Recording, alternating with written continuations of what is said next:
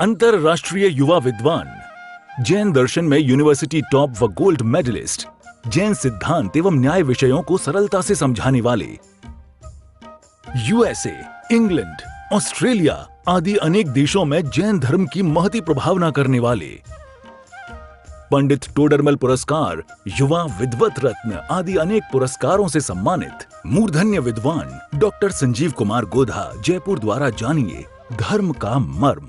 इस कार्यक्रम के प्रायोजक हैं श्री महेंद्र कुमार जी गंगवाल, श्रीमती कुसुम जी गंगवाल, श्रीमान राहुल जी गंगवाल, श्रीमती सुनीता जी गंगवाल, श्रीमान विनीत जी गंगवाल, श्रीमती रीना जी गंगवाल, कुमारी गाथा, धार्मिक, कुमारी नयांशी, कुमारी रेविधा, कुमारी आर्या, कुमारी ऐशुना एवं समस्त गंगवाल परिवार, श्यामनगर, जयपुर, राजस्थान।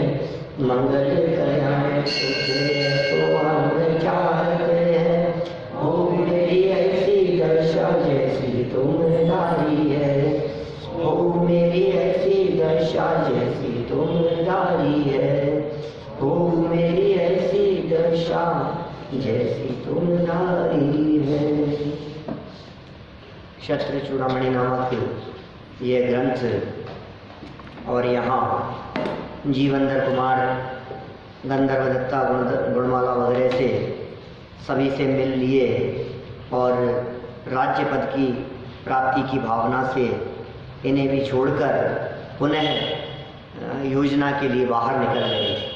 ये अपन ने यहाँ 10वें लंब के अंतर्गत जो कथा चल रही थी उसे यहाँ संपन्न कर लिया था। अब उपकथा 21 से बात शुरू होगी, है ना। 21 नंबर की उपकथा से बात शुरू कर रहे हैं। जीवंदर कुमार का विदेह देश की ओर गमन, 459 नंबर पेज है, 459 नंबर पेज, 7 नंबर का श्लोक। इसके ऊपर की जो लाइनें हैं ये बहुत मार्मिक थी। सुखपूर्वक अपने घर में निवास करते हुए कोई मनुष्य ऐतिहासिक महान कार्य कर नहीं सकता। और ये तो अपन ने पिछली जो चर्चा की थी उसमें ज़्यादा विस्तार इसका किया नहीं था, लेकिन मैंने इतना जरूर कहा था, विद्यार्थी पंच लक्षणम, ध्यान है आप लोगों को, विद्यार्थियों के 5 लक्षण। बीच में शिविर आ गया इसलिए सब भूल गए आप लोग, 8-10 दिन पुरानी बात हो गई। काग चेष्टा बको ध्यानम श्वान निद्रा तथैव च अल्पाहारी गृहत्यागी विद्यार्थी पंच लक्षणम। सुना है ध्यान आपको? माने शिक्षा प्राप्त करने वाले के, ज्ञान प्राप्त करने वाले के ये 5 लक्षण हैं। एक तो कम भोजन करे, और दूसरे नंबर पर ही कह दिया गृह त्यागी। घर में रहते हुए आप उच्च शिक्षा प्राप्त नहीं कर सकते, आपको जाना ही पड़ेगा, घर से बाहर निकलना ही पड़ेगा, या घर के प्रति मोह को त्यागना पड़ेगा, या आराममय जिंदगी को छोड़ना पड़ेगा। आराम आराम आराम, आराम आराम से नहीं हो सकती पढ़ाई। या तो आराम सुविधाएं ही देख लो, या ज्ञान और महान काम ही देख लो। महान काम करने वाले लोग सुविधाओं की परवाह नहीं किया करते।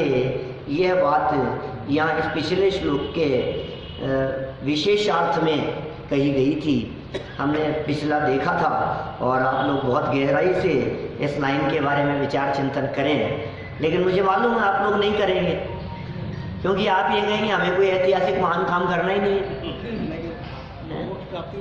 हमें काय का ऐतिहासिक काम करना है, हमें कौन सा महान काम करना है, हमें तो चल रही है साहब, हमारी तो जैसी चल रही है ठीक है। तो सुखपूर्वक बिताओगे यदि काल, तो फिर सुख का काल यहीं बीत जाएगा, फिर आगे कहाँ जाओगे भाई? सुख का समय यदि यहाँ बीत जाएगा पूरा, पुण्य कर्म का उदय, तो फिर कहाँ जाओगे ये बताओ? आपको मालूम है जिन लोगों का मरण बहुत अनुकूलताओं में बीतता है, मोटा मोटा ऐसा कहा जाता है कि इनके भविष्य में नरक जैसी दशाएं दिख रही है, पाप दिख रहा है, और जिनके अंत में कष्ट दिखते हैं, मोटा मोटा ऐसा कहा जाता है कि ये स्वर्ग में जाने वाले हैं। ये साहब ऐसा कैसे कह रहे हो आप? ऐसा इसलिए कह रहे हैं कि जिस व्यक्ति को अभी आगे जाकर के पुण्य भोगना हो स्वर्गों में, तो क्या करेगा कि जितने भी पाप का बैलेंस है वो सब यही तो खत्म करके जाएगा क्या? यहाँ यदि वो पाप का बैलेंस खत्म करके नहीं जाएगा तो क्या स्वर्ग में जाकर के पाप भोगेगा? ऐसा कैसे होगा? तो अंत समय में इसने सारे पाप जितने थे ना मोटा मोटा, वे सारे पापों को खूब कष्ट पा करके सब भुगत लिए। अब पाप का बैलेंस मोटा मोटा तो कम हो गया, खत्म हो गया, मोटा मोटा बात कर रहा हूं मैं स्थूल रूप से। और अब क्या होगा कि अब स्वर्गों में जाकर के सागरों तक वो अनुकूलताओं का वेदन करे। इसी तरह से जिस व्यक्ति को नरक में जाकर के पाप भुगतना हो, वो व्यक्ति अपने पुण्य के बैलेंस को यहीं पूरा करके जाएगा। यदि यहाँ पूरा नहीं करेगा तो नरक में काहे का पुण्य भोगेगा? फिर तो सागरों तक पुण्य का उदय तीव्र आना नहीं है। पुण्य पाप कर्म का उदय तो बदलता रहता है, क्षण क्षण में अंतर्मूर्त में, वो कर्णानुयोग का नियम है, वो परिणाम भी बदलते रहते हैं। लेकिन वो बहुत बारीक बात है, हम तो यहाँ स्थूल दृष्टि से बात कर रहे हैं। हाँ, इसलिए देखिए आप ऐसे बहुत आपको प्रथमानुयोग में उदाहरण मिलेंगे। राजगद्दी पर जो मरा वो मर के नरक में चला गया। चक्रवर्ती कहाँ जाता है मर करके? बोले चक्रवर्ती मर करके नरक में जाता है यदि वो चक्रवर्ती अवस्था से मरे तो। राज्य पद से मरे तो नियम से सातवें जावे, सातवें से कम की उसके लिए वो नहीं है, बड़े बड़े काम करना तो बड़ी जगह पे पहुंचता है। और यदि वो चक्रवर्ती उसका त्याग कर देवे, अब त्याग किया तो क्या हुआ? अनुकूलताओं को छोड़ दिया तो स्वर्ग मिले। और यदि अनुकूलताओं को छोड़ने पर बाहर के वातावरण से अप्रभावित रहते हुए अपने स्वरूप में लीन हो जावे तो मोक्ष चला जाए। तीन गतियां कही चक्रवर्ती की। मनुष्य त्रियंश में नहीं जाते चक्रवर्ती, क्या कोई भी चक्रवर्ती मर करके मनुष्य नहीं बनता, कोई भी चक्रवर्ती मर करके त्रियंश में नहीं जाता। वो नियम से या तो नरक में या स्वर्ग में मोक्ष पुरुषार्थ करे। तो राजेश्वरी ते नरकेश्वरी, बहुत आराम में। अरे क्या जीवन था साहब, क्या बिताया है इन्होंने तो ठाट बाट से, कि बेटा ठाट बाट आगे मिलेंगे नहीं, क्या जितने भोगने यही भोग ले, यहीं पूरे करके चले जाओ। और कई धर्मात्मा ऐसे मिलेंगे आपको जिनके अंत समय में ऐसे पाप कर्म का उदय, क्या गुरुदेव भी उनमें शामिल हैं। बनारसी दास जी जैसे, माने जो हाथ से मक्खी नहीं उड़ा सके, अंत समय में ऐसा पैरालिसिस का अटैक आ गया, कैसी स्थिति थी। बहुत मिलेंगे इस तरह के आपको। टोडरमल जी के अंत समय में क्या स्थिति हुई, तो उन सबको देख करके ऐसा लगता है हमारे को कि ये सब ये निर्जरा करके चले गए पाप की यहीं पे। उत्तम चंद जी साहब हो चाहे ज्ञान चंद जी साहब हो। इसीलिए देखो, अब समाधि पूर्वक जीवन जीने वालों की बात करो। अंत समय में जो व्यक्ति समाधि पूर्वक जिया, जिस व्यक्ति ने समाधि का काल बिताया, इसका मतलब उसने अनुकूलताओं को छोड़ा और समता भाव रख करके बाहर में आने वाली प्रतिकूलताओं को भी शांति से सहन किया।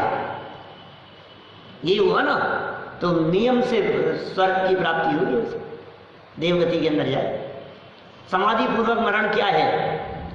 संलेखना और समाधि पूर्वक कि धीरे धीरे त्याग करते रहे, हम यहाँ छोड़ते रहे, हमने सुविधाओं की परवाह नहीं की। तो ये कह रहे हैं महान काम करने वाले पहले से ही ये दिमाग में रखते हैं कि सुविधाएं हमें नहीं चाहिए।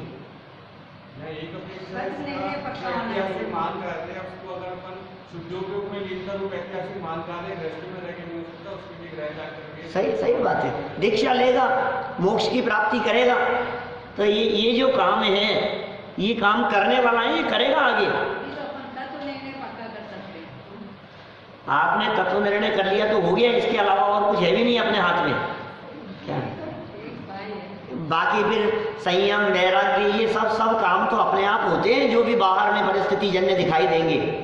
हमारा काम तो बुद्धि पूर्वक तत्व निर्णय करना ही है।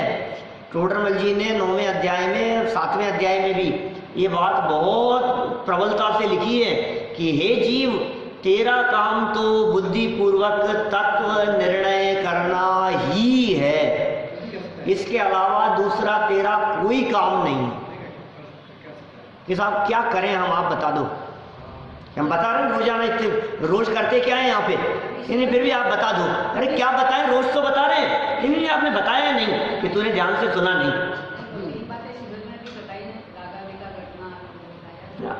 तो ये जो मार्मिक बात है भाई, ये बात रोज बतलाई जा रही है। आपको ऐसे लगता है हमें कुछ ऐसा बताओ कि हाथ पे हाथ धर के बैठे, हमें कुछ ऐसा बताओ, आंखें ऐसे बंद करनी चाहिए, इस हाथ के ऊपर ये हाथ होना चाहिए, हैं, इस दिशा में मुंह करके बैठो, नीचे चटाई हो या नीचे दरी हो या क्या हो, कैसे श्वास को ऐसे रोको, ऐसे, ये कुछ बतलाओ हमारे को विधि भाई, तब तो समझ में आवे। अरे भाई जो बता रहे हैं यही विधि है, इस बात का निर्णय करना ही विधि है, इस बात की स्वीकृति का नाम विधि है, इसकी स्वीकृति का नाम पुरुषार्थ है।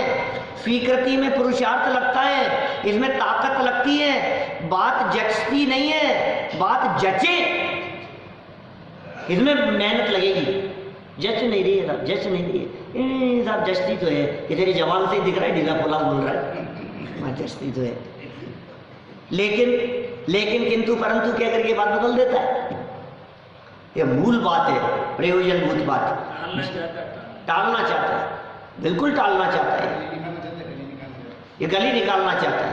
अभी हम तेरे विषय कषाय की बातों की बात, कितना रस आता है, उछलता है उनमें, तो दौड़ता है वहां, तो इकट्ठा कर करके बुला करके लाता है, अकेला पिक्चर देखने नहीं जाता क्या। और यहाँ रोज पिक्चर बनती है तो अकेले देखते हैं क्या, बोलो आ जाओ अकेले, कोई बात नहीं, अकेले ऐसे थोड़ी ना चलेगा काम। आपको यदि बाहर में वातावरण अनुकूल चाहिए, क्या तत्व ज्ञानमय वातावरण चाहिए, अनुकूल माने तत्व ज्ञानमय, तो आपको साधर्मी तलाशने पड़ेंगे। धर्मात्मा निकट हो, चर्चा धर्म सुनावे, वे सावधान रखे, गाफिल न होने पाऊं। देखो बहुत मार्मिक है, यद्यपि इसके अर्थ अपने पुराने हैं, रिकॉर्डिंग भी है, और वो समाधि मरण वाले शायद डाल भी दिए, मैंने यूट्यूब पे डाल दिए क्या, हाँ डाल दिए शायद, समाधि मरण पे। इसका अर्थ है, इसका अलग से भी अर्थ है एक वीडियो प्रवचन में, और इसके 15-17 वो भी है, ऑडियो भी, क्योंकि मोक्ष मार्ग वाले जो थे ना, समाधि मरण के वो डाले, समाधि मरण के स्वरूप पर। इसमें बहुत मार्मिक बात कही है, ये जो कही है ना, इसका अर्थ बतलाता हूँ, देखो आपको इस लाइन का कितनी गजब की बात है। वे सावधान रखे, एक आधी लाइन तो ये कही, वो सावधान रखे, और फिर पासा पलट दिया दूसरे आधी पंक्ति में, गाफिल न होने पाऊं। इसका मतलब सारी बात सामने वाले के ऊपर नहीं है, क्या सामने वाला क्या करेगा, समझाने वाले कोई भी खड़े हो पास में, मैं नहीं होने पाऊं, ये महत्वपूर्ण बात है। बताने वाले कितने भी बतलाते रहें, समझाने वाले कितने भी समझाते रहें, धर्मात्मा कितने भी निकट हों, लेकिन मैं गाफिल नहीं होने पाऊं, हे भगवान, मेरी ये भावना है। और इससे ऊपर लाइन में तो गजब की बात कही थी, धर्मात्मा निकट हो, चर्चा धर्म सुनावे। ये साहब कहाँ से लाए, आप आ जाओगे क्या? हाँ, अंत समय में सुनाने के लिए बिल्कुल आ जाएंगे। आप बता देना कितने बज के कितने मिनट पर कौन सी तारीख को मर रहे हो। पहले से मैं तो सारा शेड्यूल नक्की है मेरा, तो आगे तक का 1.5-2 साल का एक दिन नक्की है, कब कहाँ हूँ, तो आप बता दो पहले से ही, तो मैं नोट कर लूंगा उसमें, क्यों साहब, जैन साहब आप बता देना मेरे को, फोन कर देना। और चलो आपके लिए विशेष सुविधा, 24 घंटे पहले भी आप अब बता दोगे आप, तो अमेरिका में भी होऊंगा तो आपको सुनाने के लिए आ जाऊंगा, फ्लाइट पकड़ करके आ जाऊंगा। बोलो कहीं इससे ज्यादा क्या कर सकता हूं मैं, लेकिन बात पक्की बताना, ऐसा नहीं हो कि मैं आऊं और सुनाऊं और आप जाओ ही नहीं। मैं तो आऊं, आप अपना समय नक्की करके बता दो कि कब जाना है। तो क्या करें साहब ऐसी परिस्थिति में, धर्मात्मा निकट कहां से आएंगे? बहुत अच्छी बात तो ये है, आसपास में जो हो उनको धर्मात्मा बना लो। सबसे बढ़िया बात तो ये हो सकती है साहब। आप धर्मात्मा कहाँ तलाशने जाओगे? क्या आप किसको फोन करने जाओगे? आपको कौन मिलेगा? आप किसको बुलाओगे? ये अंत समय पूछ करके नहीं आता है, ये कह करके नहीं आता है। अंत समय कब आएगा?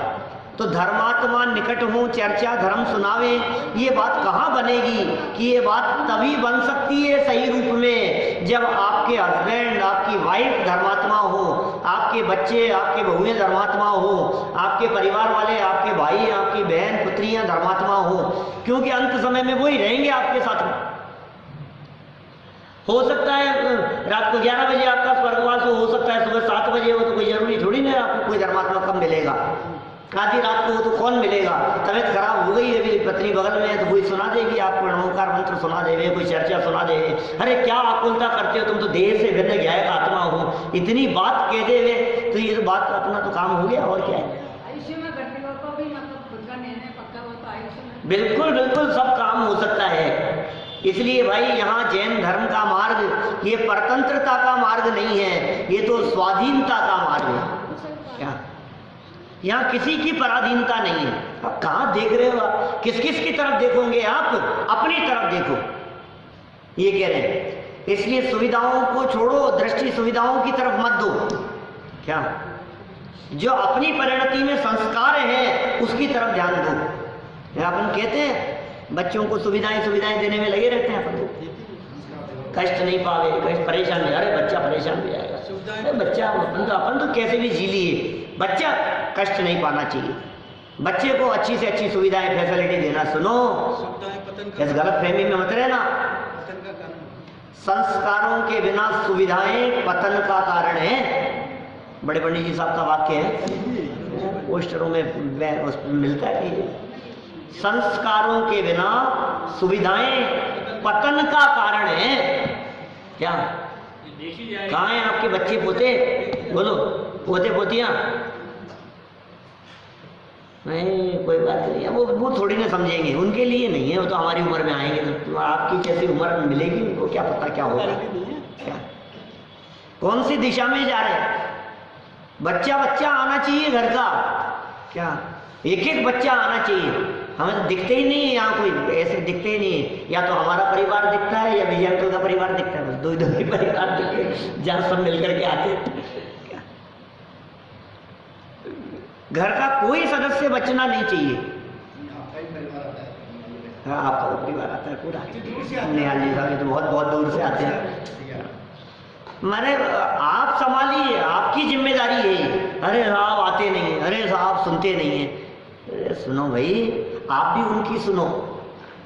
होता ये है कि आप सुनाते रहते हो, इसलिए उनको लगता है कि यार ये हमारे को सुनाते रहते हैं, हमारी तो सुनते नहीं है कभी। आप उनकी समस्याओं को भी सुनो, आप उनकी बातों को भी कभी कभी स्वीकार करो, तो वो भी आपकी सुनेंगे। क्या भैया, ठीक है ना? आएगा शुभम, मेरे को पता है। नहीं, इनकी तो भावना है, कहते भी नहीं, बच्चे भी अच्छे हैं, वो आएंगे कभी जब जैसा जो भी होगा, ऐसी बात नहीं। कभी आते हैं, कभी कभी आते भी हैं।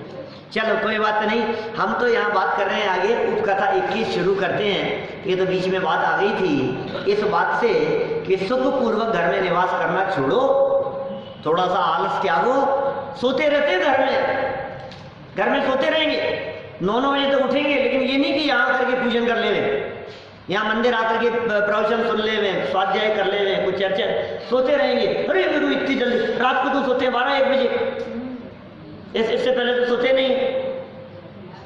और फिर सुबह उठते नहीं है। अब सुबह उठते नहीं है, इसका मतलब ये है कि तुम सुविधाओं में सुखपूर्वक सो रहे हो, मजे की चैन की नींद सो रहे हो, चद्दर उड़ करके सो रहा है। भैया सुबह उठ जल्दी, तू सुनने के लिए आ, तू मंदिर आ, तू स्वाध्याय कर। और सुन, ये तो आंतरिक सफाई के लिए है।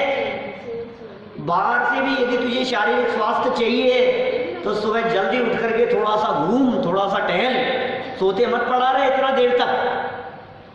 अंतरंग और बहिरंग दोनों तरफ के स्वास्थ्य की सावधानी के लिए आपको सुख छोड़ना ही पड़ेगा। एक बात और मार्मिक बात कह दूं, जो आपकी जीभ को अच्छा लगता है वो आपके पेट के लिए खराब है। क्या क्या कह दिया मैंने? जो आप जीभ को अच्छा जो आपके को स्वाद के लिए अच्छा लग रहा है ना, वो स्वाद के चक्कर में आपके पेट के लिए हानिकारक है, वो आपके स्वास्थ्य के लिए हानिकारक है। तो बेस्वाद चीजें वो फायदेमंद है। करेला लो, हैं? केर, करेला, आंवला, मेथी है, ये जो स्वाद में आपको ऐसे कड़वे से लगे ना, ये स्वाद, ये स्वास्थ्य के लिए लाभदायक है। ये बात यहाँ से ऐसी लागू हो रही है, तुम या तो सुख देख लो, मजा आ गया यार खाने में खूब मिश्री मावा खा रहा है, अब खूब घी में चूर करके बाटी खा रहा है। बेटा दिन दूर नहीं है तेरे स्वास्थ्य का क्या होगा, तो सावधान रहे। तो वाक्य बहुत सुंदर है, जितना आप जैसा उपयोग में लेना चाहो उस तरह से उपयोग लो। सुविधाएं छोड़ करके वैराग्य और संयम अंगीकार करने की ये प्रेरणा देना चाहते हैं। ये तो क्या महान कार्य करेंगे जीवनधर कुमार, हम देखते हैं आगे।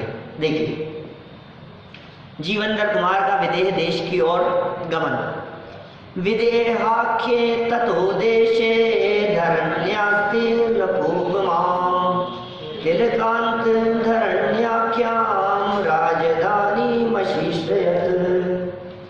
वहां से चलकर जीवनधर कुमार विदेह नाम के देश में तिलक के समान धरणी तिलका नाम की राजधानी में पहुंचे। क्या जीवनधर कुमार विदेह देश में पहुंच गए। विदेह क्षेत्र ही होगा ये विदेह देश, और तो क्या हो सकता है।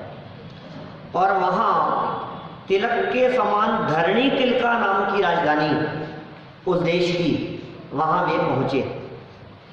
जीवनधर कुमार राजपुरी नगरी से प्रस्थान कर एक दिन विदेह नामक देश की राजधानी तिलक के समान धरणी तिलका नामक नगरी में पहुंचे। जीवनधर कुमार का वहां नगरी में सत्कार, तो सत्कार तो सब जगह ही होता है इनका, कहीं भी चले जाए। हाँ, विद्वान के भी इसी तरह से सत्कार होता है। स्वदेशी पूज्यते राजा, विद्वान सर्वत्र पूज्यते, ज्ञानी सर्वत्र पूज्यते। ज्ञानी है, बुद्धिमान है, थोड़ी सी बुद्धिमत्तापूर्ण बात करता है और कोई भी व्यक्ति इसका सम्मान कहीं भी कर देता है।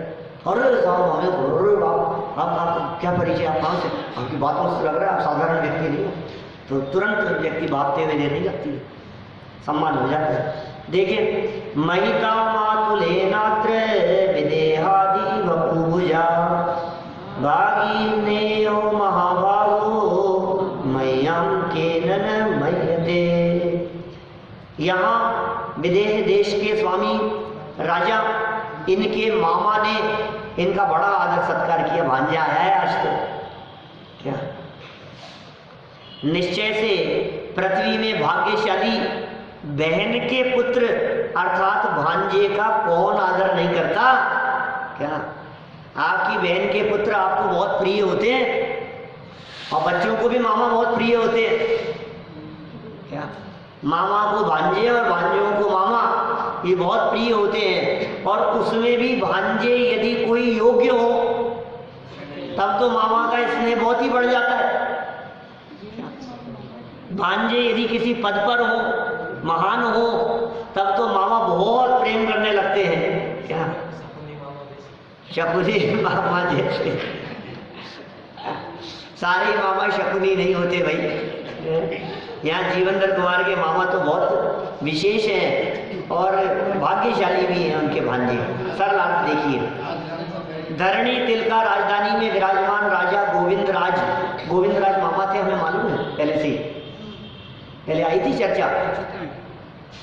जो जीवनधर कुमार के मामा हैं उन्होंने जीवनधर कुमार का समुचित आदर सत्कार किया, क्योंकि दुनिया में भाग्यशाली भांजे का सभी विशेष आदर करते ही हैं। विशेष अर्थ, लौकिक व्यवहार में भांजे का सर्वत्र आदर सत्कार होता ही है। यदि भांजा विशेष भाग्यशाली हो तो उसके आदर सत्कार में विशेषता आती है। जीवनधर कुमार युवा थे, विद्वान, विचारशील, अनेक विद्याओं के धनी, कामदेव तथा तद्भव मोक्षगामी जीव हैं। अतः मामा गोविंदराज द्वारा उनका यथा योग्य विशेष आदर सत्कार किया जाना योग्य ही है। देखिए आगे, गोविंदराज का राज्य प्राप्ति में सहयोग करेगा। मामा है और अपनी बहन का राज्य था। इसकी जो बहन है वो महारानी थी विजया, और जीजा जी को मार दिया। अब भांजा है, राज्य तो मिलना ही चाहिए। आसीद गोविंद राजोपी तद्राज्य स्थापनोद्यत स्वयं परिणतो दंती प्रेरितोन्येन किं पुनः। इसका भाई था तो ये गई क्यों नहीं वहाँ पे भाई के पास? इस जंगल में चली गई थी ना, बचाया क्यों नहीं काष्ठांगार? जंगल में चली गई थी, बच्चा था, चला गया था, और काष्ठांगार को पता लग जाता तो आकर के मार देता इनको, और बचती रही। और ये भाई के ऊपर बोझा बन करके रहना नहीं चाहती थी विजया। भाई कोई भी बहन ये नहीं चाहती है मैं जाऊंगी तो फिर उन्हीं के रहनी पड़ेगी। और देखो दूर रहते हैं तो प्रेम रहता है क्या, नहीं तो भाई कितना भी प्रेम करे, भौजाई जो है जो माथे पे 3 साल पड़ जाते हैं उसके, ऐसे तो नहीं पड़ते, 1-2-4 दिन की बात नहीं है, लेकिन परमानेंट ही आकर के रह जावे तो फिर तो स्वाभाविक है। परमानेंट आकर के रह जावे तो फिर बनती नहीं है बात। 2-4 दिन के लिए आओ, मेहमान जैसे आओ, 10 दिन के लिए आओ, 15 दिन आकर के रह गए, कोई बात नहीं, चलेगा। नहीं आपका स्वागत है, खूब हिल मिल करके रहेंगे, खूब खिलाएंगे, रखेंगे, ध्यान रखेंगे आपका, लेकिन वो आगे बढ़ जाओ, घर पे कब्जे जमा लो तो फिर नहीं चलेगी बात। वो जानती थी रानी विजया, पीछे इस प्रकार की बातें कही भी थी कि वो अपने भाई के यहाँ क्यों नहीं गई, ऐसी भी नीतिकारों द्वारा बात कही गई थी। फिर उसमें समझाया गया था ये कि भाई देखो समझदारी इसी में है कि दूर ही रहो। और फिर उसको काष्ठांगार को पता लग जाएगा तो वो हो सकता है फिर वो गोविंद राज के ऊपर और आक्रमण कर देवे, उसकी लाइफ और डिस्टर्ब हो जाए। करता ही वो तो कि भाई वहां पहुंच गए, अच्छा, और बच्चा है इसके, बच्चे को भी जन्म दे दिया है, आगे ये आकर के राज्य नहीं मांग, कुछ नहीं होना चाहिए। तो बच्चे की सुरक्षा की दृष्टि से भी उसने ये काम किया। चलिए कोई बात नहीं, देखते हैं आगे क्या क्या बातें कहते हैं। सब बातें कहेंगे, ये गजब की बातें कह रहे हैं। देखो गोविंदराज भी जीवनधर कुमार के गए हुए राज्य को फिर से स्थापन करने के लिए तैयार हुए। निश्चय से अपने आप ही दंत प्रहार करने वाला हाथी यदि दूसरे से प्रेरित किया जावे तो फिर कहना ही क्या। मैंने कह रहे हैं कोई हाथी अपने आप ही किसी को प्रहार कर रहा हो, दांतों से उछाल करके फेंक रहा हो, अब किसी के द्वारा उसे और प्रेरित कर दिया जाए, छेड़ दिया जाए, फिर तो बात ही क्या है। कहना ये चाहते हैं कि राजा गोविंदराज उसके तो मन में खुद के ही ये चलती थी, तो और फिर जीवनधर कुमार और आ गए और इन्होंने और विचार विमर्श किया होगा, तो फिर कहना ही क्या, फिर तो बात पक्की हो गई कि अब तो बेटा मिल करके करना ही है ये काम, चिंता मत कर, मैं तो खुद ही सोच रहा था। राजा गोविंदराज भी जीवनधर कुमार को राज्य दिलाने के लिए विशेष प्रयत्नशील हो गए। वैसे तो हाथी स्वभावतः स्वयं ही अपनी सूंड और तिरछे दांतों के प्रहार से वृक्ष आदि उखाड़ने में तत्पर रहता है, उस पर भी यदि उसे कोई उत्तेजित करे तो उसका क्रोध और भी बढ़ जाता है।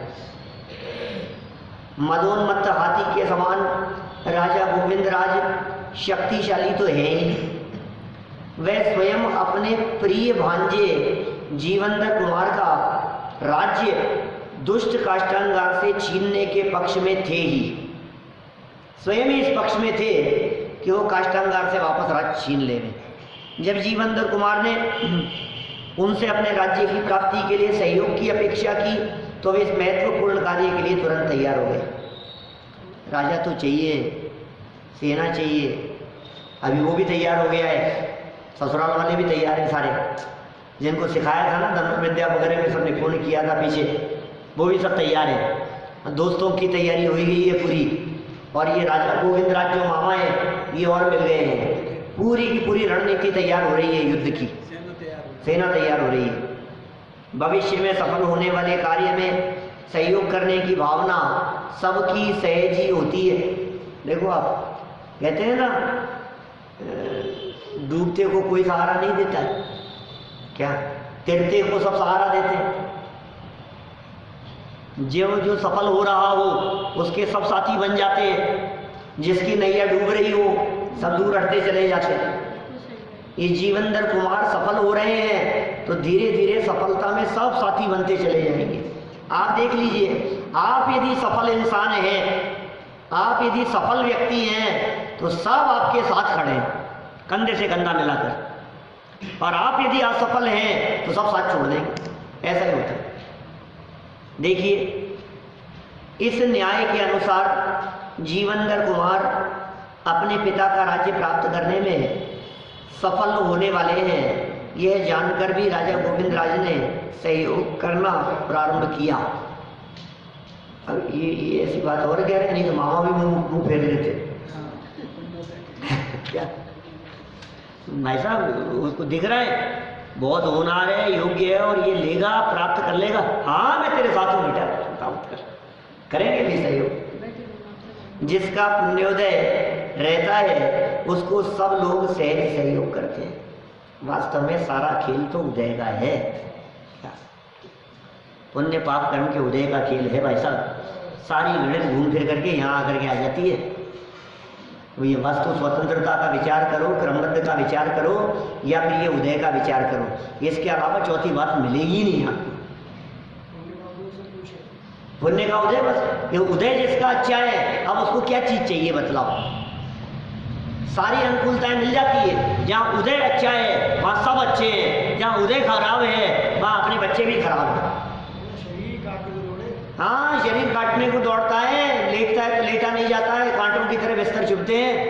पाप कर्म का उदय हो तो सब तकलीफें संकट दिखाई देते हैं, और पुण्य का उदय हो तो फिर सब अनुकूलताएं हैं। पुण्य का उदय हो तो सब लोग सहज सहयोग करते हैं, अपने आप ही ऐसी स्थिति बन जाती है। देखिए आगे बढ़ते हैं, कुछ विशेष बात आई नहीं, जहाँ कुछ विशेष आएगी वहीं रुकेंगे, बढ़ते चलते हैं। राजा गोविंदराज का राज प्राप्ति हेतु विचार विनिमय।